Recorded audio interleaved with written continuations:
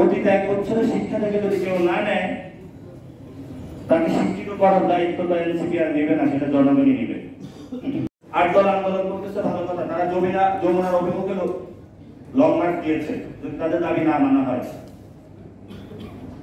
আমরা তাদের আন্দোলনের সাথে সংহতি জানালাম। তাদের দাবি, তারা যে দাবিগুলো করতেছে এটা যৌক্তিক এবং ন্যায্য। যদি সরকার এই আন্দোলনের উপর আবার পুলিশ দিয়ে, র‍্যাব দিয়ে, পেটুয়া বাহিনী দিয়ে কোনো দমন করার চেষ্টা চালায়, রাজপথে ইনশাআল্লাহ আমরা একে একে কাঁধে কাঁধ মিলিয়ে ঐক্যবদ্ধভাবে লড়াই করব। যারা আন্দোলন করছেন আপনাদের কোনো ভয় নাই, আমরা আছি এখনো, আমরা এখনো মরে যাই নাই।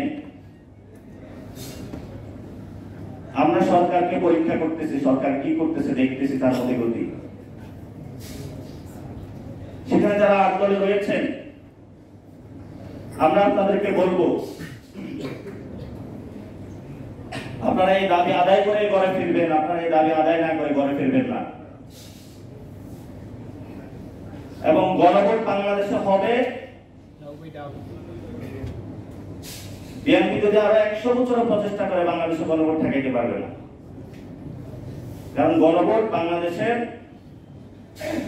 একটি বড় অংশ চায়, যে অংশের তুলনায় বিএনপির নেতা কর্মীরা হলেও জনগণই একদম সামান্য।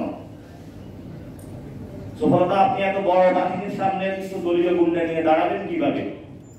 লাঠি নিয়ে দাঁড়াবেন, বাঁশ নিয়ে দাঁড়াবেন, অস্ত্র নিয়ে দাঁড়াবেন? সেটা তো আওয়ামী লীগ যুবলীগ দাঁড়িয়েছিল, পেরেছে তারা? অতীত 1 বছরের শিক্ষা থেকে যদি কেউ না নেয়, তাকে শিক্ষিত করার দায়িত্বটা এনসিপি আর নেবে না, সেটা জনগণই নেবে।